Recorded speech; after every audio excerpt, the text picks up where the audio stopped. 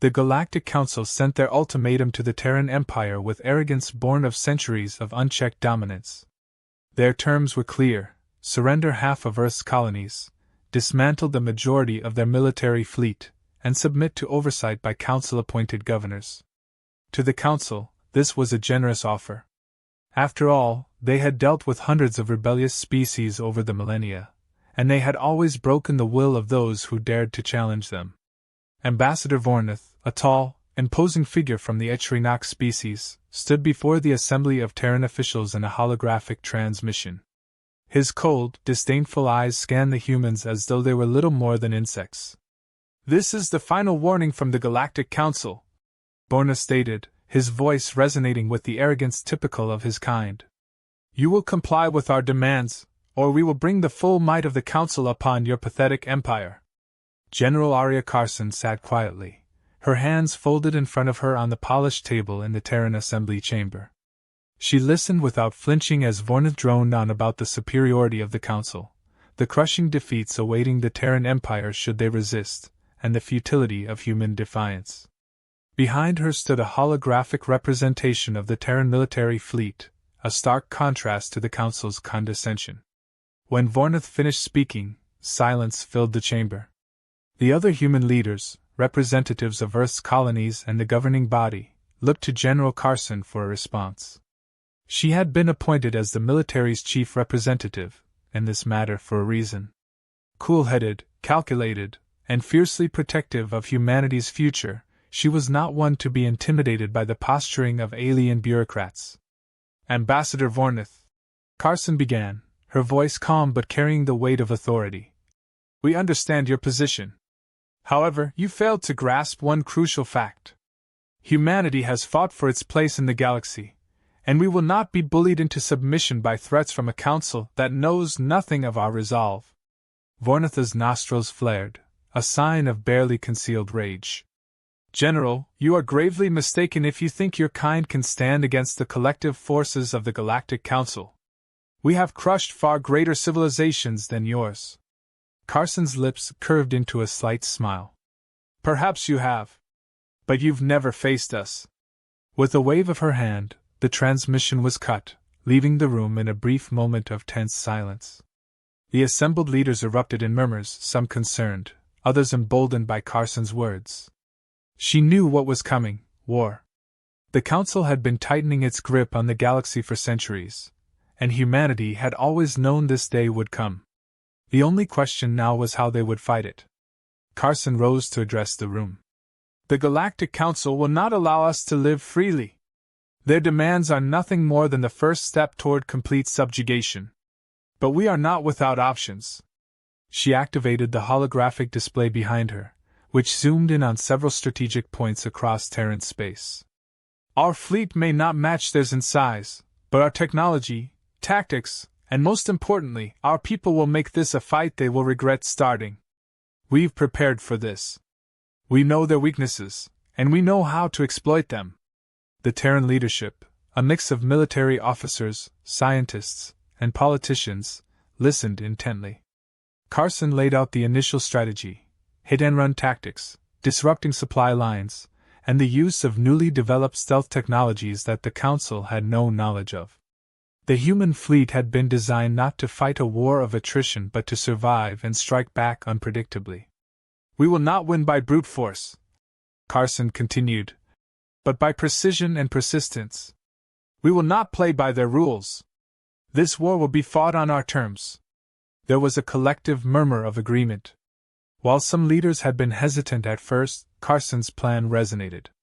Humanity had always thrived in the face of adversity.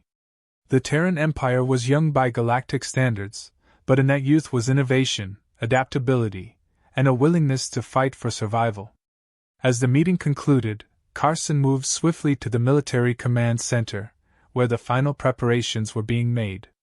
The fleet was on high alert, and orders had already been sent to all outlying colonies to prepare for the Council's first strike. Carson knew the Council wouldn't wait long.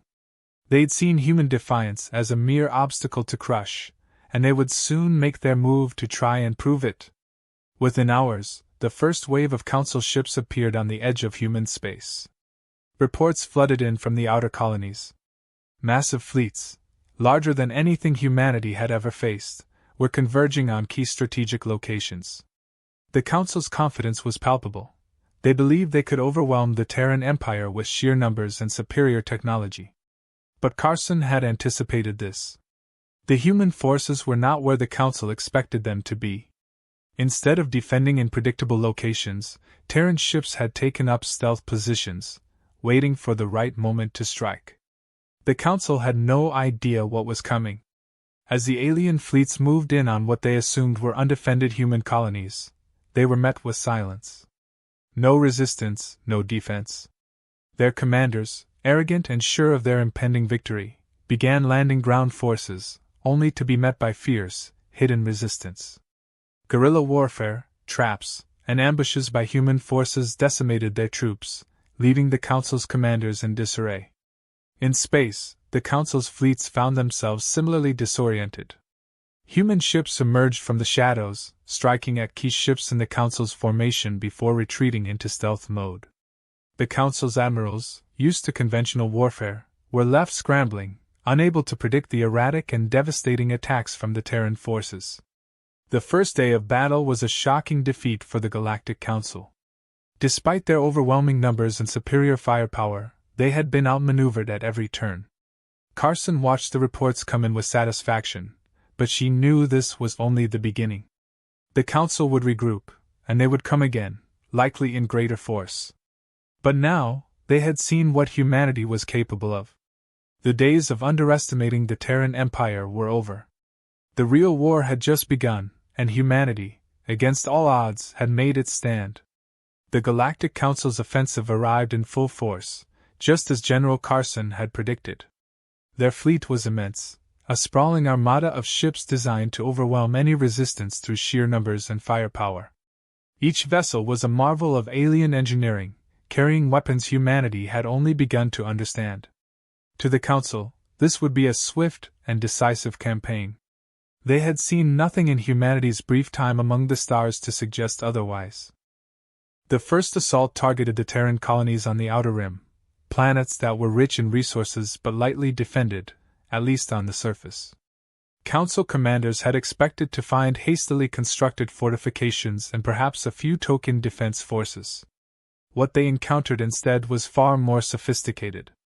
As the Council's ships descended into orbit, they detected a web of human defense satellites and automated weapons systems, all interconnected through a series of hidden relays. The initial bombardment they had planned became far more complicated. Human forces, though smaller in number, had spent years preparing for this moment. Under General Carson's direction, Earth's military had adopted a strategy of flexibility and unpredictability. The outer colonies were not simply points to be defended but traps laid in wait. As the Council's ships tried to make a show of force, they were hit with coordinated precision strikes. Missiles launched from hidden bases, cloaked drone fleets swarmed their formations, and planetary defense systems rained fire on their ships from seemingly every direction. The Council's admirals, accustomed to crushing weaker foes through intimidation, found themselves outmaneuvered. Their ships, designed for large-scale engagements, were poorly suited for this kind of tactical warfare. Humanity, on the other hand, had spent decades refining their approach. They had no illusions about their fleet's size or capabilities in a direct engagement. Instead, they focused on disruption, quick strikes, sabotage, and withdrawal before the Council could fully engage them. It was psychological warfare as much as it was physical. Every strike left the Council's forces scrambling to regroup, unable to predict the next attack. Meanwhile, the human forces seemed to vanish into thin air, hidden by the advanced cloaking technologies they had developed in secret. The Council's overconfidence was being used against them, and it was starting to show in the growing frustration of their leaders. Reports of the initial skirmishes spread quickly through the ranks of the Council's forces. They were expecting to meet a disorganized enemy, one that would break under the weight of their sheer numbers.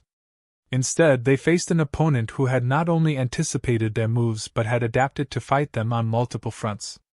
The Council's fleets, while massive, were spread too thin, covering vast distances between the colonies they sought to conquer. This made them vulnerable, and humanity exploited that vulnerability to devastating effect. On the planet Viridian 5, one of the Council's first targets, the battle reached a critical point. Human ground forces had been waiting in hidden bunkers and underground fortresses, watching as the alien ships descended. Instead of engaging in open battle, they activated a series of EMP mines that disabled the landing ship's systems, leaving entire divisions of Council troops stranded and vulnerable. Human soldiers, trained in guerrilla tactics, moved in swiftly, picking off the disoriented invaders with precision. The Council's troops were unprepared for this kind of resistance. Their doctrine had always assumed technological superiority would carry the day, but here, on the ground, they found themselves outmatched by human ingenuity. They were used to overwhelming numbers and firepower, but the humans fought with a brutal efficiency, using every advantage the terrain and their technology gave them. Each small victory emboldened the Terran forces, while every defeat chipped away at the Council's belief in their invincibility. In space, the situation was no better for the Council. The Terran fleet, smaller but more mobile, struck in carefully coordinated raids. Human commanders had devised tactics to break apart the Council's formations, hitting supply ships and communication relays, causing chaos within the alien ranks. Where the Council's admirals expected decisive battles, they found themselves chasing shadows, their massive ships lumbering through empty space while the humans slipped away after each attack.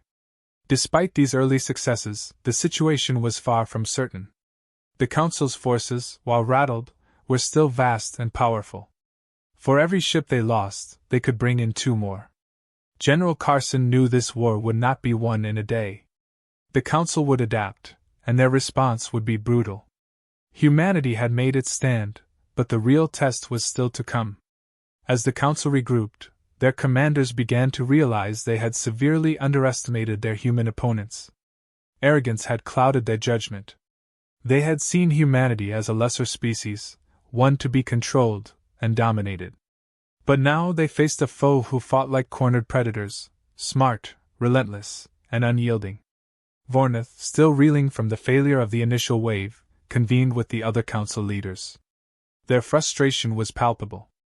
How had a species with such a short history of interstellar conflict managed to outmaneuver the combined might of the Galactic Council? "We cannot allow this to continue," Vornath snarled during one of their heated discussions. "They are nothing but an insignificant race. How can they be causing such chaos?" The Council's strategists, while shaken, were not ready to concede. They had faced difficult wars before, and they would not be humiliated by this upstart species. Plans were made to double their efforts, to bring in heavier fleets and more advanced weaponry. They would crush humanity with overwhelming force, leaving no doubt about the Council's supremacy. But Carson, watching the Council's movements carefully, was already preparing for the next phase. She knew the initial victories had bought them time, but more importantly, they had given humanity something the Council had never considered: a psychological edge. The Council, so used to easy victories, was shaken. Their soldiers, once certain of their dominance, now hesitated. Their admirals questioned their tactics. Humanity had exposed the Council's vulnerability, arrogance. And Carson intended to exploit that at every opportunity. As the Council rallied for their next assault, humanity regrouped as well. New strategies were drawn, new traps laid. Carson knew that every day they held out was a victory in itself. The Council might have the numbers, but humanity had the will, and that, she believed, would make all the difference. The real battle was still ahead, and the Terran Empire, against all odds, had proven they were ready to face it. As the dust settled on the Council's initial offensive, General Arya Carson stood at the center of the Terran Command's war room, analyzing every detail of the enemy's response. The Council had pulled back from their failed assaults, but their next move would be far more calculated. She knew they would return with reinforcements, prepared to crush humanity's resistance once and for all. But this wasn't just about defending territory anymore. Carson had a new plan, one that would put humanity on the offensive. The Terran Empire's fleet was smaller, but it was versatile, designed to strike hard and fast. Carson had learned from their earlier victories that the Council's fleets were not only overconfident, but also sluggish in their ability to adapt. They relied on size and brute force, expecting their enemies to fold in fear. But humanity had shown them the price of underestimation. Now, it was time to take the fight directly to the Council, pushing into their territory and making them pay for their arrogance. The first target in Carson's counteroffensive was a critical Council supply line, one that stretched across several light-years of space and fed their main fleet. Cutting this line would not only cripple their ability to resupply but also throw their forces into disarray. Human intelligence had been working relentlessly to gather the necessary data. Now, with the help of recently captured Council technology, they had the information they needed. The plan was audacious. Carson wasn't aiming to simply harass the Council. She was going to strike at the very heart of their operations, targeting not just military installations but the industrial complexes and logistical hubs that kept their war machine running. If humanity could disrupt the Council's infrastructure, it would force them to stretch their resources even thinner, creating opportunities for the Terran Empire to exploit. The first phase of the operation was a series of lightning strikes. Human ships, outfitted with advanced cloaking devices, slipped behind enemy lines and launched coordinated attacks on key Council supply depots. The strikes were surgical, disabling fuel storage facilities, ammunition depots, and shipyards in a matter of minutes. Each attack left the Council scrambling to defend against an enemy they couldn't even see. Carson had always believed in the power of information, and now it was paying off. Terran intelligence had pinpointed the exact locations of Council weak points, allowing human forces to strike where it hurt the most. Every success emboldened the Terran military, and soon, word of the attacks began to spread across Council space. The once unshakable confidence of the Galactic Council was starting to fracture. Their fleets, spread too thin, struggled to regroup and mount a defense. But Carson wasn't done yet. The next phase of the operation was even bolder.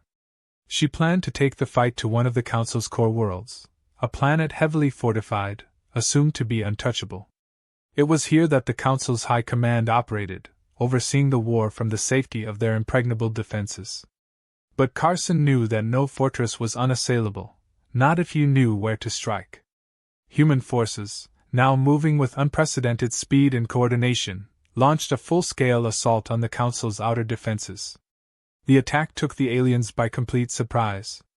For centuries, the Council had relied on their superior technology and size to keep enemies at bay, but the Terran fleet was proving to be far more resourceful than they had ever anticipated. The first wave of human ships, cloaked and nearly invisible, bypassed the Council's early warning systems. By the time the aliens realized what was happening, it was too late. Terran forces had already begun landing on the planet's surface, deploying elite ground units trained specifically for this kind of rapid infiltration. The Council's ground forces, while numerous, were slowed to react, caught off guard by the suddenness of the attack. Carson's plan was working. The Council was on the back foot, forced to divert resources from other fronts to deal with the growing threat in their own territory. The once untouchable Galactic Council was now in disarray, their leadership fractured as they struggled to comprehend how humanity, a species they had deemed insignificant, was now threatening the very core of their empire. The battles on the Council's core world were brutal, but the Terran forces fought with a determination that the Council had never seen before. For every human soldier that fell, 3 more Council soldiers followed. The humans had something the aliens didn't, a singular focus and the unbreakable will to win. This was no longer just about survival. This was about showing the galaxy that humanity would not be subjugated. As the fighting continued, the tide of the war began to shift even further. The Council, once confident in their ability to overwhelm humanity, now found themselves stretched too thin, their fleets divided and their supply lines in tatters. Meanwhile, Terran forces grew more aggressive, taking advantage of every crack in the Council's defenses. Carson knew that this momentum couldn't be wasted. With the Council in retreat, it was time for the final phase of the operation, a direct assault on the Council's capital world. This was a move that no one in the galaxy had ever dared to make. The capital was not just a city or a military installation, it was a symbol of the Council's supposed invincibility. Taking it would send a message to every species in the galaxy. Humanity was not to be trifled with. The Terran fleet, bolstered by their recent victories, prepared for the final push. Carson, overseeing the operation from the bridge of her command ship, watched as the stars shifted around them. This was it, the culmination of everything they had fought for. The Galactic Council had thought they could break humanity with an ultimatum, but now they were the ones on the verge of collapse. As the Terran fleet entered the capital system, they were met with fierce resistance. The Council had poured every remaining ship and soldier into defending their home world, determined to make this their last stand. But it wasn't enough. Human ships moved with precision, their tactics honed by months of battle. Council defenses crumbled under the relentless assault, and soon, the skies above the capital were filled with Terran fighters, sweeping away the last vestiges of resistance. On the ground, the battle raged as human forces stormed the Council's command center. The once mighty Galactic Council, now fractured and desperate, tried to mount a defense, but it was futile. The humans had come too far, and their victory was inevitable. As the final Council stronghold fell, Carson stood on the bridge of her ship, watching as the capital world's defenses collapsed. It was over. The Galactic Council had been defeated, not by a superior force, but by the relentless determination and adaptability of humanity. The galaxy would never be the same again. This wasn't just a victory for the Terran Empire. It was a statement, a declaration that humanity had earned its place among the stars. And for the first time in history, the galaxy's most powerful force had been brought to its knees by a species they had once considered beneath their notice. The fall of the Galactic Council's capital had sent shockwaves throughout the galaxy. What had once been considered impossible, a species so young, so unproven, toppling the most powerful and ancient governing body in known space, was now a reality. The Council's forces had scattered, their ships retreating to distant sectors, and their leaders either captured or in hiding. The once unshakable authority of the Council had crumbled, and in its place stood the Terran Empire, victorious and undefeated. In the aftermath of the final battle, General Arya Carson found herself faced with a new challenge, the inevitable chaos that would follow the Council's collapse. Every corner of the galaxy was now watching humanity, waiting to see how they would wield the power they had fought so hard to gain. Many feared that the Terran Empire would become what the Council once was, a force of dominance and oppression. But Carson, and the leadership of the Empire, had a different vision. As the Council's surviving members were brought in for negotiations, the message from the Terran Empire was clear. This war had been fought not for conquest, but for freedom. Humanity had no interest in subjugating the galaxy. Instead, they sought to rebuild it, free from the oppressive rule of the Council, free from the tyranny that had sparked the war in the first place. The Council's remnants were shocked. They had expected the Terran Empire to impose its will on the galaxy, to demand reparations, territory, and power. But humanity had a different plan. The terms were simple. The Council would disband, and each species would be given autonomy to govern itself, free from the overarching control that had defined the Council's rule. For the first time in millennia, the galaxy would know true independence. It wasn't an easy decision for many. The Council had held power for so long that the idea of self-governance was foreign to many species. Some feared that without a central authority, the galaxy would descend into chaos. But Carson and her advisors were resolute. The galaxy had to be free to evolve, and humanity would not become the next oppressor. As the negotiations continued, word of the Terran Empire's stance spread. In distant systems, planets that had once suffered under the weight of the Council's demands began to look to humanity not as conquerors, but as liberators. Carson's name became synonymous with defiance and victory, not just for humans but for many species that had long chafed under the Council's rule. It was a victory that resonated far beyond the battlefield. However, the work was far from over. Rebuilding the galaxy, re-establishing trust between species, and ensuring that another entity like the Council didn't rise again would take time. Carson knew this, and she prepared for the long road ahead. But for the first time in centuries, the galaxy had a chance to chart its own course, free from the suffocating control of a single governing body. There were, of course, those who resisted this new order. In the far reaches of space, factions loyal to the old council still clung to power. They refused to accept the loss and sought to rally whatever forces they could to continue the fight. But they were fractured, leaderless, and without the resources they once had. The Terran Empire, now with the backing of several liberated worlds, swiftly moved to quell any remaining resistance. It wasn't a war, but a series of skirmishes that ended as quickly as they began. The message was clear: the days of the Council were over, and there would be no return to the old ways. As the galaxy began to stabilize, Carson and her team focused on solidifying alliances. Humanity had proven itself in battle, but now it needed to prove itself as a partner in peace. Diplomatic missions were sent to the farthest reaches of space, extending the hand of cooperation to species that had long viewed humans as upstarts. These missions were not always welcomed with open arms. Centuries of distrust could not be erased overnight, but slowly, bridges were built. The galaxy, fractured and wounded by war, began to heal. On Earth, the victory over the Galactic Council was celebrated not with fanfare or parades, but with a quiet resolve. Humanity had secured its place among the stars, but the cost had been high. Millions had died in the fighting, and countless more would bear the scars of war for generations to come. Carson herself, hailed as the hero of the war, knew that the true work of ensuring peace had only just begun. The battles may have been over, but the struggle to create a lasting, stable future was far more complex. The Terran Empire, unlike the Council, did not seek to impose a new galactic order. Instead, they encouraged the formation of a new collective, one based on cooperation rather than dominance. Representatives from dozens of species came together to draft a new charter, one that would govern the galaxy not through fear, but through mutual respect and shared prosperity. It was an ambitious goal, and not without its challenges, but it was a necessary one if the galaxy were to avoid repeating the mistakes of the past.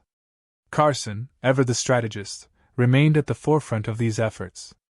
She understood that the balance of power in the galaxy had shifted, but that didn't mean the threat of conflict had disappeared. There would always be those who sought to exploit weakness, who believed that force was the only path to power. But humanity, tempered by war and forged in the fires of resistance, stood ready to defend the peace they had fought so hard to achieve. In the months following the Council's collapse, the galaxy began to transform. Worlds that had once been isolated under the Council's rule began to flourish. Trade routes reopened, alliances were forged, and cultures that had been oppressed for centuries began to thrive once more. Humanity's role in this new era was clear: they were not rulers, but equal partners in a galaxy that was learning to stand on its own.